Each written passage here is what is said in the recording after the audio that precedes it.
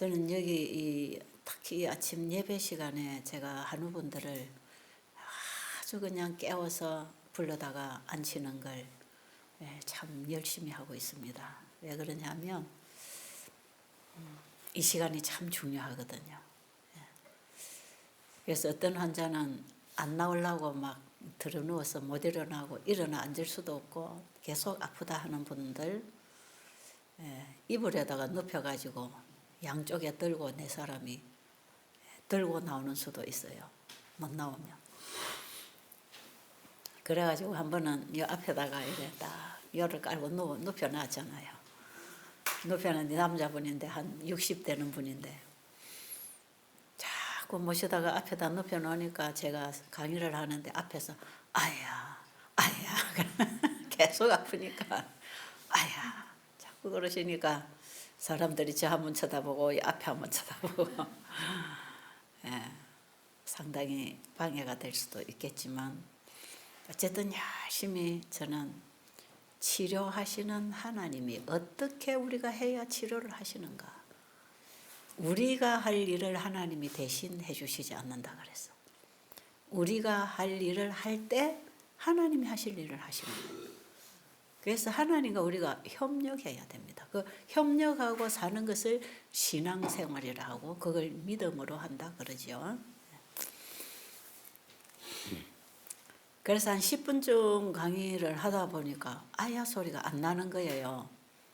그래서 생각이 나서 앞에 쳐다보니까 이분이 막 누워서 이래 아야 이래 하시더니 누운 채로 고개를 들고 이래 쳐다보고 계시는 거예요. 제가 강의하는 걸. 그 이분이 뭔가 귀에 들어오기 시작했어요.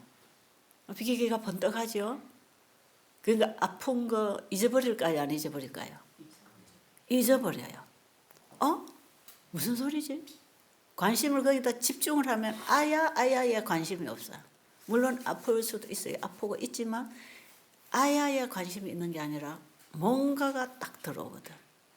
그래서 고개를 들고 가만히 계시더니 이제 예배를 다 마치고 나니까 똑 자기가 일어나 앉는 거예요. 나 못 일어난다고 좀 뭐라 그럴까요? 응살 부리는 거 있잖아. 환자들은 지나치게 그냥 보호자의 도움을 받기 위해서 아프기도 하지만 자꾸 응석 부리는 환자들 많죠. 받아주는 가족이 있으면 그래 하는데 받아주는 가족이 없으면 또 그렇게 못해. 근데 뭐 계속 아이하고 옆에 그 부인이 앉아 있고 이러더니 조용해서 보니까 그러고 있더니 집회 마칠 때 딱 보니까 딱 일어나 앉아있어. 어느새 앉아있는 거예요. 그러더니 자기 부인을 손을 잡고 일어나서는 또복 걸어가시는 거야. 그래서 제가 아프지 않으세요? 하니까 모르겠네. 근데 어떻게 이렇게 여태 여기 오셔서 한 번도 안 일어나오셨는데 매 침대에 누워있고 부인이 시중을 들고 했는데 오늘 아침 걸어나간단 말이에요. 이 힘이 대단합니다. 이 힘이. 그래서 우리 대부분은요. 정신적으로 죽어가요. 그래서 우리 속담에 그런 말이 있잖아. 호랑이한테 몰려가도 정신만 차리면 산다고. 지금 여러분 지독한 호랑이한테 물렸습니다. 그렇죠? 물렸어요. 정신을 차려야 돼. 정신을 차리고 한번 일어나 보세요. 그리고 그분이 그날로부터 운동을 하기 시작하잖아요. 운동하면 일어날까요? 못 일어날까요? 운동하면 할수록 힘이 생깁니다. 자꾸 힘 생기죠. 우리 몸에 힘은 쓸수록 생깁니다. 힘뿐 아니고요. 하나님이 우리에게 주신 이 모든 기관들을 통해서 활용할 수 있는 것들, 그것을 썸으로 활용함으로 더 힘은 강해지고 정진되고 개발되고 발달되고 그래서 가진 것을 나눌 때 부유해지고 나눔으로 더 많이 받게 되는 이 법칙이 이 우주의 법칙이고 이 천연계의 법칙이고 하나님이 세우신 생존 법칙입니다. 이게 사랑의 법이라 그래요. 그래서 하나님의 법은 사랑이고 사랑은 주는 것이고 줌으로 끊임없이 받게 되는 그 순리, 이 법을 따라서 우리가 살도록 하나님이 창조하셨고 그걸 가르쳐주는 게 성경의 가르침이거든. 마음을 다하고 목숨을 다하고 뜻을 다하여 주 너희 하나님을 사랑하고 또 마음을 다하고 뜻을 다하고 목숨을 다하여 내 이웃을 내 몸처럼 사랑하라. 이것이 온 율법의 대강령이라 그랬어요. 성경의 모든 가르침이 바로 그거다. 한마디로 요약하면. 그 마음을 다하고 목숨을 다하고 뜻을 다하여 주 너희 하나님을 사랑하라. 사랑하라 하신 그분이 그 사랑을 우리에게 주셨잖아. 그렇죠? 하나님이 하라 명하시는 그 명령에는 내가 해줄게 허락이 있습니다. 허락. 그래서 하나님의 약속은 허락이다. 이렇게 여러분이 정리를 하면 되겠어요. 하나님 우리에게 하라 하지 말아요는 이미 허락이 와 있다. 내가 해줄게. 원수를 사랑하라 하신 분이 원수를 사랑하게 해줄게. 내가 해줄게. 너 원수 사랑하지 못해서 병들어 죽어가고 있지. 불면증 걸리고 우울증 걸리고 원수 때문에 그렇지. 그 원수 사랑해라. 원수를 위하여 복을 빌어줘라. 그 원수가 복을 못 받아들이면 그 복이 너에게로 돌아온다. 그러니 원수 갚으려 하지 말고 복을 빌어줘라. 이게 하나님의 말씀의 가르침인데 우리 본성이 죄인인 우리 인간이 어떻게 이게 가능한가? 하나님이 나를 그렇게 사랑하셨다는 그 사랑을 만날 때, 그 사랑을 믿음으로 받아들일 때, 내 마음에서 만나져서 그 사랑이 내 마음에 잉태될 때, 그 사랑을 행할 수 있는 힘을 받습니다. 왜냐하면 우리 인간의 이 모든 활동은 마음에서부터 시작되기 때문에 그렇습니다. 그래서 그 마음이 어떠하냐가 그 사람의 말과 행동과 인생이 되는 것이에요. 그래서 그 마음의 생각이 어떠하냐가 그 사람이 어떠하냐이다 이 말이에요. 그 사람이 이런 짓을 하고 있다는 것은 그 사람의 생각이 그런 것입니다. 생각을 따라 마음에서 주관하는 그 지시를 따라서 우리 몸이 움직이는데 이 마음의 기관이 앞이마 전두엽이라고 하는 거예요. 우리가 마음하면 가슴에 하트를 그리고 마음을 가슴이라고 하잖아요. 그런데 실제로 마음을 움직이는 기관이 머리에 있습니다. 머리. 그래서 이 앞이마 이 전두엽이라고 하는 이 뇌신경하고 이 마음하고는 바로 하나입니다. 하나. 그러니까 머리에서 뭐가 오면 마음에서 딱 움직이는 게 있잖아요. 그죠? 이 같이 움직입니다. 그 실제로 머리에 기록되는 것이 우리 인체 기관을 통해서 활동하니까요. 바로 우리의 마음의 기관에 들어오면 몸이 움직이지요. 그래서 우리가 쉽게 이해하자면 우리가 뇌졸중이나 중풍이 와가지고 혈관이 터지거나 신경이 마비되면 몸이 안 움직여지잖아. 그죠? 이게 전부 이 머리에서 주관합니다. 몸은 머리에서 통제합니다. 머리에서부터 신호를 받고 지시하고 예를 들면 여러분이 뜨거운 쇳덩어리에 손끝이 닿았다. 와 뜨겁다 그러죠. 손끝이 닿았을 때 뜨거움을 느끼는 순간에 이 우리 머리에는 뜨겁다는 신호가 올라갑니다. 촉각을 통해서 신호를 받죠. 그럼 이 신호를 받고 바로 여기서 무슨 지시를 합니까? 손 떼! 그래요. 손 떼라. 그러니까 닿는 순간에 손 떼지요. 아뜨 하고 손 떼는 순간에 이미 이 신호가 머리로 갔다가 신호를 받고 내려오는 고사입니다. 그러니까 얼마나 빠른 정보가 전달되고 있는지 몰라요. 이 뇌와 우리 인체와의 관계가 그렇습니다. 자, 그러면 병은 몸에서 생겼잖아요. 여러분 암이 걸렸던 고혈압이 걸렸던 당뇨가 걸렸던 뭐가 걸렸던 간에 병은 몸에서 증상을 드러내고 있죠. 그 몸이 아프다, 병이 생겼다, 몸을 검사하잖아, 그죠?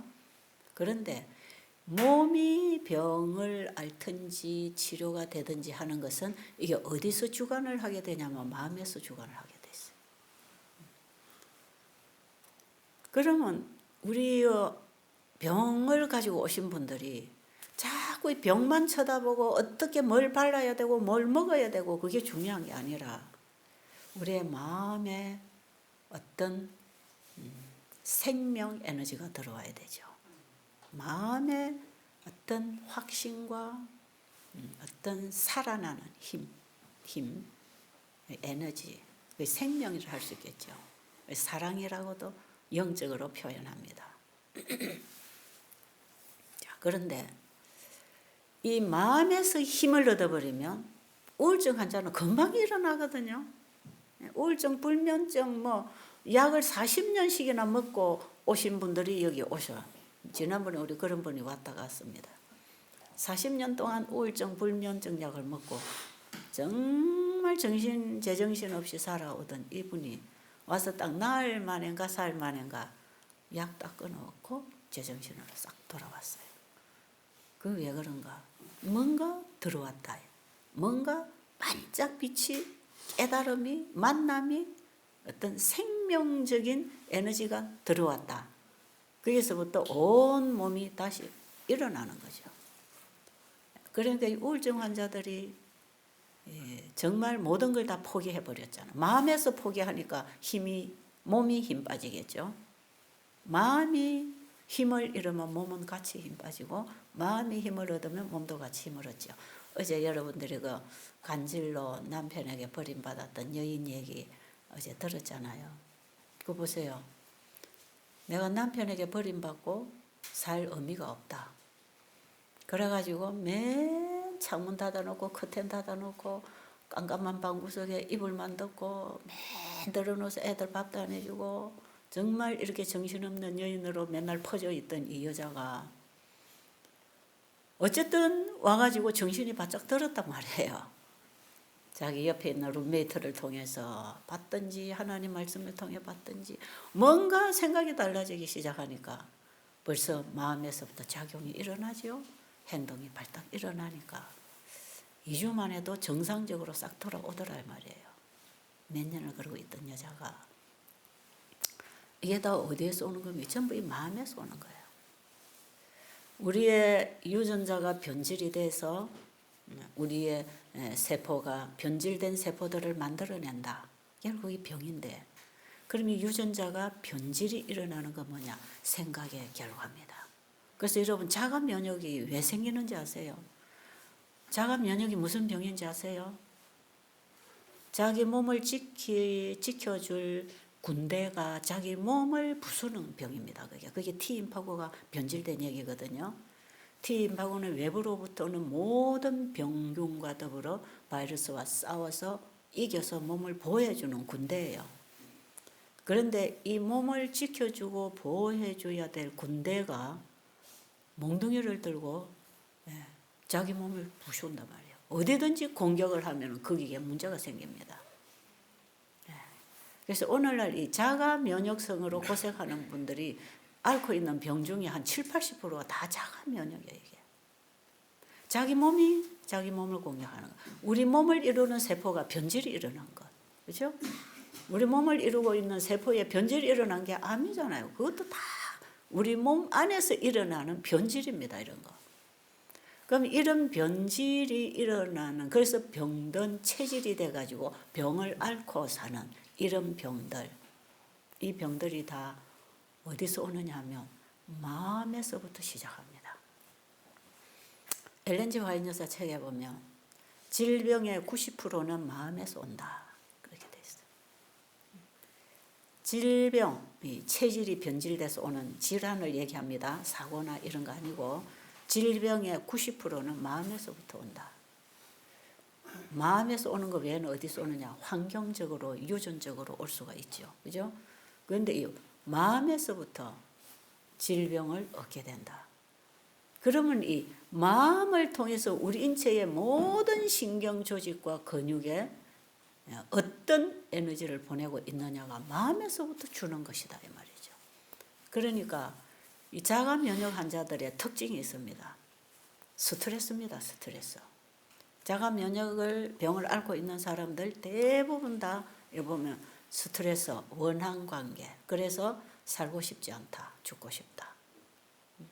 죽고 싶다, 죽고 싶다 하고 자꾸 죽음 쪽으로 생각을 하면 우리의 몸도 죽음 쪽으로 바꿔집니다. 부정적인 생각을 하면 우리 세포가 자꾸 부정적으로 변질이 일어나요. 그러니까 생각에 반응한다 이 말이야. 감정에, 생각에 반응을 하고 있기 때문에 우리가 어떤 감정을 가지느냐, 어디에 감동받느냐, 어디에 감격하느냐, 그 사랑에, 하나님의 사랑에 감격할 때 그 감동에서 변질된 유전자가 정상으로 돌아올 수 있도록 강력한 사랑의 에너지가 들어오고 있는 것이에요. 그래서 우리가 이 성경을 가지고 하나님의 마음, 그분의 품성을 우리가 배우고 그 사랑, 그분이 우리에게 쏟아주신 사랑이 어떤 건지를 우리가 배우게 되면 감동하겠죠? 어떤 이웃집 아저씨가 도와줘도 감동하는데 하나님이 나를 살리기 위하여 자신의 생명을 내주셨다고 하면 얼마나 감격하겠어요. 여기에서 변질된 유전자가 정상으로 돌아올 수 있는, 신속하게 제자리로 돌아올 수 있는 강력한 자연의 힘, 이 힘이 우리 안에 존재한다 이 말이에요. 제가 계속 얘기하고 있잖아요. 이 모든 자연은 초자연과 연결하고 있다고. 우리 몸도 마찬가지. 우리가 지금 숨쉬고 호흡하고 이 혈액 순환을 통해서 우리 인체기관이 살아가는 한순간도 쉬지 않고 활동하고 순환하는 이 생리작용이 우리 몸에서 일어나는데 이거는 초능력의 힘에 의해서도 되는 것이다. 우리 스스로 할 수 있는 게 아니에요. 하늘로부터 놀라운 힘이 와야 됩니다. 그래서 우리가 살아있는 것입니다. 그런데 자가 면역병을 앓는 사람이 제일 빨리 치료돼. 며칠만 해도 딱 정상이 멈추거든요. 그런데 이 환자들이, 낫는 환자들의 특징이 어디 있느냐? 마음이 변하고 있다는 거예요. 마음이. 어떻게 변했느냐? 하나님이 나를 사랑하시고 하나님이 나의 아버지고 예수님이 나를 구원하신 구주로 오셨고 그 복음을 붙잡는 순간에 관심이 땅에서부터 하늘로 돌아가는 것이죠. 육신의 생각에서부터 영적 세계로 마음이 돌아가는 것이죠. 관심이 돌아가는 거예요. 아, 하나님이 어떤 분이지, 예수님이 어떤 분이지, 그게 관심이 생기고 말씀에서 알기를 원하고 읽고 배우고 그러면서 깨어나잖아요. 며칠 안에도 이 정상이 딱 멈춰버려요. 자가 면역은 자기 몸을 계속 공격하기 때문에 그 정상이 몸을 통해 나타나잖아요. 그 정상이 딱 멈춥니다. 그건 뭡니까? 이제는 자기 집을 부수는 작업을 이 몸이 안 한단 말이에요. 자기 몸을 공격하는 일을 안 하니까 정상이 없어질 거 아니겠어요. 이래가지고 몸이 시간이 가면은 생활 습관을 바꾸면서 이게 점점 나아져 버리는 거예요. 여러분이 밖에서 제 강의를 들으면 제가 이렇게 낫는 환자들 사례담을 많이 얘기하고 있어요. 오늘 아침에 여러분들이 여러분의 필요한 답을 꼭 붙잡으시기 바랍니다. 내 병이 어디서 왔는지를 한번 생각해 보세요. 어디서 왔는지. 결국 자기 생각의 결과예요. 나쁜 추측, 의심, 질투, 시기, 이기심, 자기 사랑. 이거 전부 이거는 죄악이기 때문에 죽음으로 가고 우리 세포가 변질로 돌아가는 길입니다. 그게. 근데 우리가 정말 하나님이라는 그분을 알고 내가 그분으로부터 창조되었고 그분으로 인하여 산다고 하는 이 놀라운 생명의 원리를 깨닫고 구원의 길을 찾게 되면요. 자기를 사랑하고 자기에게 집중하고 상대방을 내 생각으로, 내 기준으로, 내 추측으로 판단하고 공격하고 비판하고 부정적으로 생각하던 이런 모든 부정적인 생각에서부터 어떻게 돌아오냐 하면 긍정적인 생각으로 이해하는 쪽으로 바뀌게 되지요. 아, 상대방은 내가 아니니까 나하고 다른 사람이야. 틀린 게 아니고 다르다는 것.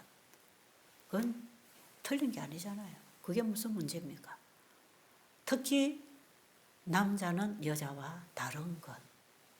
근데 남편이 어떻게 여자 마음대로 움직일 수 있나요? 어떻게 여자가 남편의 마음 손안에서 움직여질 수 있나요? 하나님은 사람에게 자유의지를 주셨고 스스로 선택할 수 있는 자유의지가 하나님 우리 인간에게 주신 가장 큰 고유의 특권인데 그걸 인간이 인간을 지배해서 상대방을 강요하는 것은 결국은 불가능한 것을 시도하는 거기 때문에 자기에게만 고통을 가중시킵니다. 안 돼요. 저도 성질이 못 돼가고 얼마나 그리 하려 했겠습니까? 애들도 전부 이래 해, 먹어, 가지 마. 제가 이렇게 아이들 어릴 때 교육을 시켰어요. 제가 중간에 와서 하나님을 모르고 지금까지 아이들을 그렇게 하려고 했으면 우리 아이들이 제 옆에서 다 떠나고 없을 거야 아마. 지금은 제가 많이 이제 이해를 하죠. 전에는 안 돼, 해. 예. 자식은 부모의 말에 순종해야 되니까. 제가 어려서 제 부모에게 배운 게 이게 세뇌가 돼가지고 참 안 고쳐지더라고. 부모는 자식에게 10번, 20번 명령하면 그거는 예만 해야지 싫어요 이런 걸 있을 수가 없어. 옛날 부모님들 그랬잖아. 싫어요 하면 몇 차례 갖고 와서 맞는 겁니다. 이제. 뭐 싫어? 그래 네가 싫은가 보자. 때리면 아프면 이제 심부름 가야 되거든. 싫은 거 없어요. 그만 해야 되는 게야. 그러니까 자녀들은 당연히 부모한테 그렇게 그만 하기 싫어도 부모가 하라면 해야 되는 줄 알았지요. 그래서 저도 제 애들을 막 그렇게 해봤는데요. 그게 다 상처가 되고 요즘 아이들이 그게 안 먹혀드는 거 알았어요. 옛날에 우리는 그래도 참을성이 있고 무조건 순종해야 된다고 하는 이런 부모에 대한 어떤 이런 공경심이라든지 이런 게 있었기 때문에 그냥 참아야 되고 해야 되는 줄로 생각했기 때문에 됐지만 요즘에는 그런 생각을 안 합니다. 자기가 하고 싶은 대로 해야 되는 생각이 지배적이기 때문에 누가 강요를 하면 절대로 못 견디죠. 자기 생각이 무시당하고 상처를 받으니까. 근데 실제로 이 교육의 원리는요. 하나님께 지원받은 인간은 하나님께 배우고 절대적인 순종이 요구되었습니다. 실제로. 하나님의 말씀에 순종할 때에만 영생이 보장되어 있었습니다. 원래 창조가 그렇게 됐어요. 그런데 하나님은 내 말에 순종하라고 하신 그 말씀에는 100% 나를 위한 사랑이 거기 있단 말이에요. 하나님이 내 말에 순종하라는 건 명령 아닙니까? 그죠? 그 명령은 뭐냐? 내가 하게 해줄게. 내가 이렇게 너로 하여금 하도록 도와줄게. 동의하느냐? 이런 뜻입니다. 그런데 우리 인간은 자기가 키우고 싶은 대로 자식을 키우려고 그러고 자기가 가르치고 싶은 대로 자식이 되어주기를 원하니까 이거 뭐예요? 자기가 주인이 돼가지고 강요. 이게 좀 변질이 돼가지고 순종을 요구하는 게 우리 인간들이 자녀들에게 요구하는 겁니다. 이거 사실은 근본이 변질된 겁니다. 죄로부터 이기심으로부터 나오는 거예요. 그래서 우리 인간은 사랑이 있다고 하지만 그 사랑도 전부 이기적인 사랑이거든. 부모가 자식을 낳아서 기르는 것도 다 이기적인 욕심, 사랑입니다. 그러잖아요. 아들을 꼭 낳아야 돼. 딸 옛날에 5, 6 낳는 엄마는 굉장히 그 집안에서 구박받았습니다. 아들 낳아야 되니까. 그런데 딸이면 어떻고 아들이면 어떻습니까? 하나님이 주신 자식을 잘 길러서 행복하게 살도록 도와주면 되는 건데 왜 아들 했습니까 옛날에?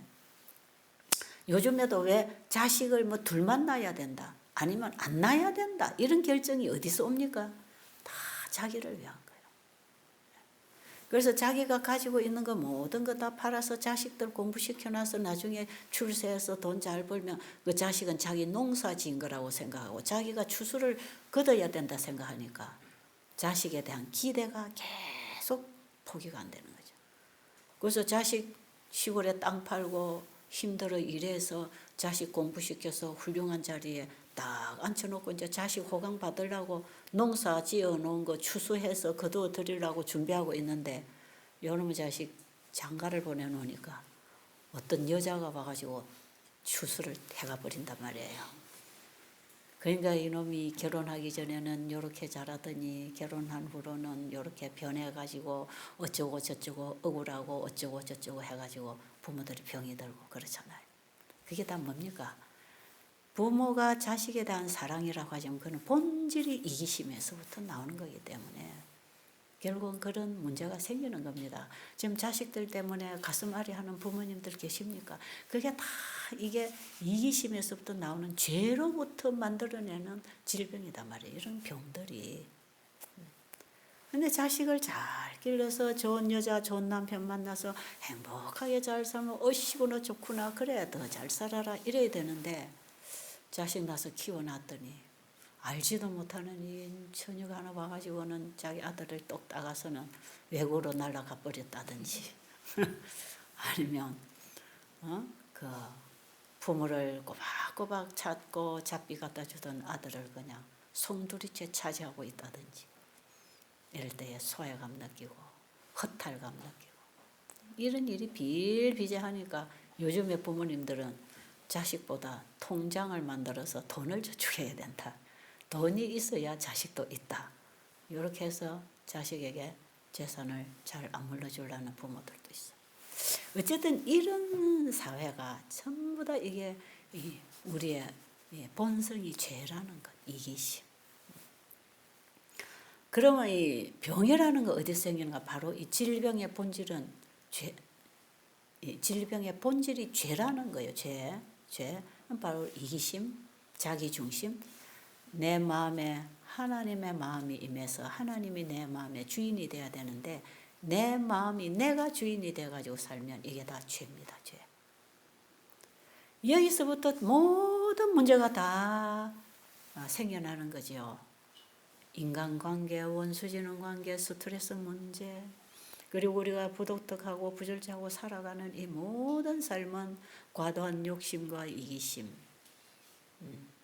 상대방을 배려하기보다는 자기중심적 정신 이런 것들이 결국에 가서는 병을 만들어내는데 그러니까 지금 오늘날 이 세상에 사는 사람들이 병이 안 걸릴 수가 없겠죠. 그러니까 질병의 온상이 되어가고 있는 거죠. 이 세상이.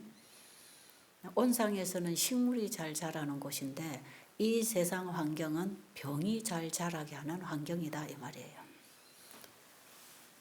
질병의 온상이 되어가고 있는 이 세상은 정신병자 수용소가 되어 있다. 요즘 보면 정신이 제대로 된 사람이 하나도 없거든. 다 정신이 이상해. 여기 앉아 계신 분들 정신이 이상하다 하면은 화나겠죠. 근데 나는 내가 봐도 내가 정신이 이상이 있어. 예민하고 불필요하게 예민하고 걱정하고 불안하고 초조하고 남을 막 추측하고 나쁘게 생각하고 딱 만나서 얘기를 들어보면 다 풀릴 일을 혼자서 덩지고 앉아서 막 추측해서 그걸 사실이라고 퍼뜨려 놓고는 자기가 사실이라고 딱 믿고 있는 이런 병들을 앓고 있단 말이에요. 이 무서운 병입니다. 자기가 추측한 것을 자기 입으로 말을 해놓고는 그것을 사실이라고 자기 말을 자기가 딱 믿어버립니다. 이 자기가 자꾸 말을 하다 보면 이 말이 자기 사상이 돼가지고 사상이 굳어져 버리면 상대방하고 상관없는 사실을 갖고 자기는 그걸 믿고 있단 말이에요. 상대는 그런 사람이야. 이게 부부 관계에서 굉장히 많이 일어나고 있는 질병 증상입니다. 서로 오해 속에 사는 거죠. 부부도 서로 이해 못합니다. 오해 속에 오해라고 하는 이 껍질에 갇혀가지고요. 상대방에게 열지 못하니까 문제가 계속 생기는 거예요. 이런 게 다 정신과에 해당하는 문제입니다. 이런 거. 그래서 하나님 말씀 속에는 그리 하지 말라는 거예요. 상대방을 나쁘게 추측하는 건 죄다. 근데 어떤 사람들은요, 추측해놓고 네가 그래 했지 하고 가서 들이댑니다. 난 그랬는데. 근데 자꾸 했다는 거죠. 그 중에서도 이 의부증, 의처증 이런 거 굉장히 심각한 거죠. 지난 우리 의료선교 세미나에 참석했던 어떤 자매가 여기 왔다가 극적으로 치료받은 병이 있는데 이게 의부증입니다. 의부증. 제가 이 사람하고 밖에서 상담도 받았어요. 누군지는 모르지만 상담 전화를 한참 했는데 심각한 여인이야. 남편이 화장실 가서 조금 늦게 나와도 누구하고 카톡했냐 그래. 예. 남편이 조금만 자기 시야에서 벗어나면 엉뚱한 짓 한다고 생각해요. 그러니까 이 여인이 남편이 그런 사람이 아닌데 내가 이리 생각하고 있다. 그래서 내 온 정신이 남편에게만 끌려다니는 게 너무 괴롭다. 본인도 아는 거죠. 그 남편이 또 참 착한 사람이야. 그런데 이 여인은 끊임없이 남편을 의심하는 거야. 의심. 남자들도 여자를 그렇게 하는데. 그래서 남자들은 여자를 두들겨 팹니다. 어디 갔다 왔냐고. 어떤 놈 만나냐 그러고 두들겨 패잖아요. 그게 다 정신병이에요. 그것도. 그래갖고 이 여인이 난 너무너무 괴로워요. 원장님 내가 어떻게 해야 이 병으로부터 헤어나올 수 있을까요? 내가 이래서 기도도 안 되고 말씀도 안 들어오고요. 교회는 다니고 있지만 내 신앙이 안 됩니다. 왜? 남편에게 내가 지금 끌려다니고 있습니다. 계속 남편 가는 곳마다 내가 거기 가서 끌려다니고 있다고. 너무 괴롭다. 제가 봐도 답이 없어요. 어떻게 하라 해가 되는 건 아니에요. 자기 자신이 치료를 받아야 되지. 이게 병적으로 일어나는데 치료제가 필요한 것이지 하지 마라 이거 교육시켜갖고 되는 게 아니거든. 상담해갖고 낫는 병이 아니에요. 그래서 내가 이거는 나하고 상담했다고 답을 줄 수 있는 건 아니다. 나 여기 한번 와서 한번 치료제를 한번 받아봐라. 여기는 하나님 말씀이 있고 자연의 치료제들이 있는 곳이니까 한번 봐보라고. 그래가지고 그 여인이 진안기에 왔다 갔거든요. 여기서 예수님을 만나야 된다고 얼마나 눈물을 줄줄 흘리고 다녔는지 몰라요. 근데 드디어 이 여인이 치료가 완전히 돼버렸어. 완전히 치료가 됐는데 요즘도 제가 서울 가면 한 번씩 만나거든요. 또 통화도 하고. 말끔하게 나버렸어. 그러니까 이 여인도 편하지만 누가 편하냐? 자기 남편이 살맛이 나는 거 이제.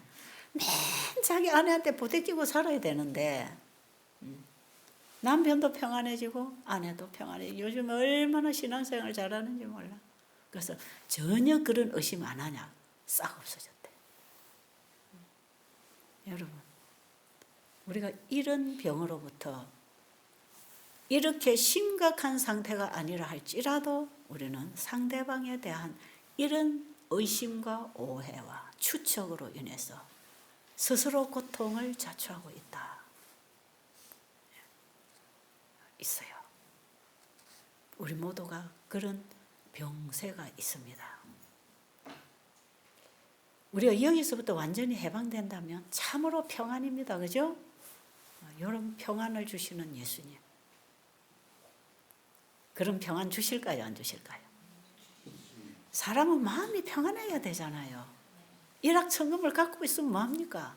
몸뚱이가 멀쩡하면 뭐합니까? 마음이 편안해요. 마음이 편안해야 되는데 마음이 괴로우면 만사가 괴로운 거예요. 그리고 몸도 병을 앓게 되는 거고. 예수님이 십자가에 돌아가시고 3일 만에 부활하셨어요.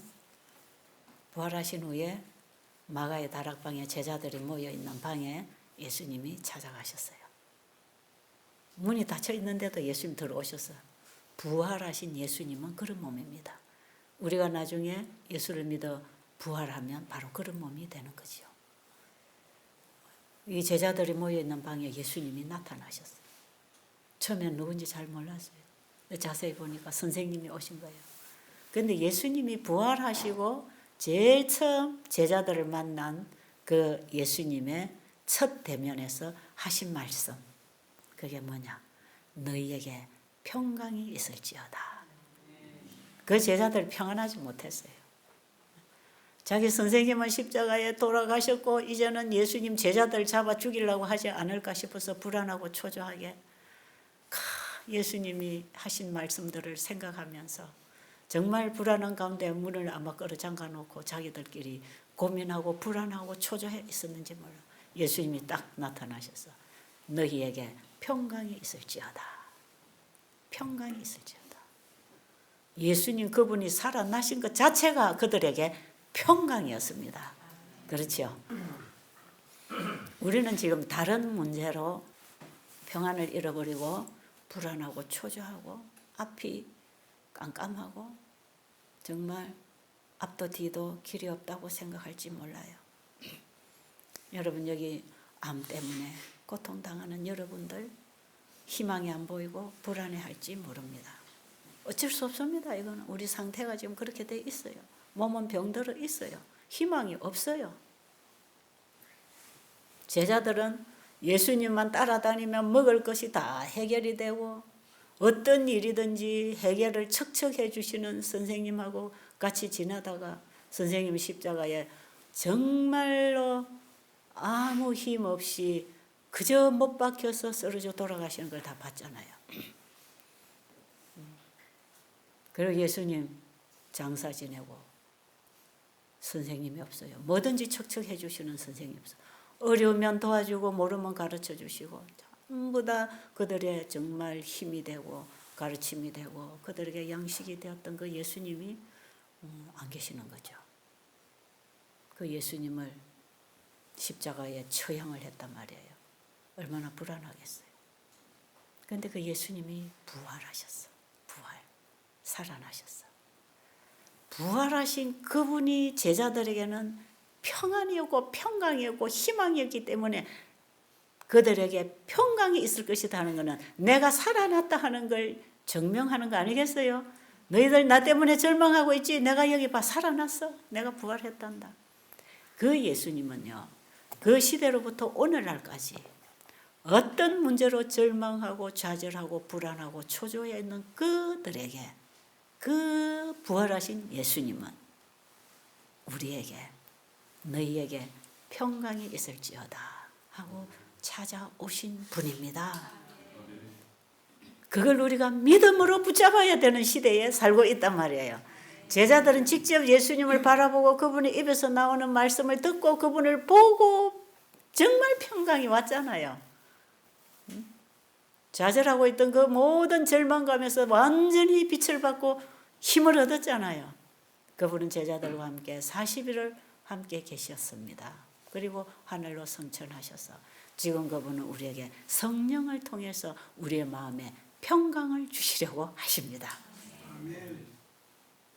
성령은 진리의 영으로서 하나님의 말씀을 마음에 받아들이면 평안이 옵니다. 하나님의 말씀을 귀로만 지금 듣고 계시지 말고 눈으로만 읽지 마시고 마음에 받아들이면 마음을 평안하게 해줍니다. 마음에 평안이 오면 몸에 힘이 나고 면역력이 살아나고 비정상으로 변질을 일으키던 우리의 유전자가 정상으로 돌아와서 현대의학에서 불치병이라고 하는 환자들이 치유되기 시작하죠. 제가 이런 모습을 그동안에 너무 많이 봤기 때문에 확실하게 증거할 수 있는 것입니다. 정말 현대의학의 불치라고 하는 환자들 나은 얘기 정말 다 할 수가 없어요. 시간마다 맨 그 얘기만 해도 다 못할 거예요. 제가 기억도 다 못해요. 여러분 받으신 거 만드시니까 고치시는 그 책의 간증들 그거 몇 개만 써주고 간 거 옮겨놓은 것뿐이지 그런 간증들만 쓸 해도 책을 수십 수백 권을 써야 되는 간증들이 30여 년 동안 이 일을 해나가는 동안에 사람들이 그렇게 회복되고 일어난 얘기들. 왜요? 예수님이 부활하셨기 때문에 가능합니다. 예수님이 십자가에 죽으시고 끝난 게 아니에요. 우리는 십자가에 나를 위해서 죽으신 예수를 믿는 게 아니라 3일 만에 부활하신 예수를 믿어야 합니다. 살아계신 그분을 믿어야 합니다. 그분은 지금도 우리에게 말씀으로 진리의 성령으로 우리 안에 임하시기를 원합니다. 그래서 여러분의 말씀을 깊이 읽고 듣고 보고 그 말씀이 우리 마음에 임하도록 내 마음을 열고 그 말씀이 내 마음에 잉태가 되면 내 생각과 뜻과 행동이 그 말씀이 주는 힘과 가르침에 의해서 움직여지기 시작한다 이 말이에요. 그럴 때 우리 몸이 힘을 얻고 올바른 생각을 하고 올바른 행동을 하고 음식을 바르게 먹고 어떤 분들이 그래요. 나는 음식을 절대로 절제할 수 없습니다. 나는 이 폭식의 병에서 어떻게 고침을 받을까요? 먹고 또 갔다 먹고 또 갔다 먹어도 돌아서면 또 먹어야 되고 이 과식 폭식의 노예가 돼가지고 절대로 병을 치료받지 못하는 분들 계시잖아요. 이런 분들 자기 힘으로 안 됩니다. 이 식욕을 억제한다는 건 불가능입니다. 우리 힘으로 불가능. 죄를 억제할 수 없는 거하고 똑같습니다. 왜냐하면 이거 다 죄에서 나오는 거니까요. 그런데 이 식욕을 딱 억제할 수 있고 제한할 수 있는 힘은요. 하나님의 말씀이 우리의 마음을 잡아줄 때 입맛이 바뀝니다. 입맛이 바뀌어요. 이 식욕의 절제가 일어납니다. 그리고 우리 위장의 소화기계가 함께 살아납니다. 정상으로. 저는 이걸 확실히 여러분에게 얘기해 줄 수 있는 게 뭐냐면요. 저는 음식을 굉장히 철저하게 절제하는 사람이에요. 절제를 안 하면 내 몸이 괴로워요. 그게 딱 음식을 적당하게 간이 맞고 맛이 있게 적절하게 딱 먹으면 한 숟갈이 남아도 더 못 들어오게 합니다. 이 벌써 식욕이 거기서 딱 정지를 시켜주지요. 안 먹고 싶어요.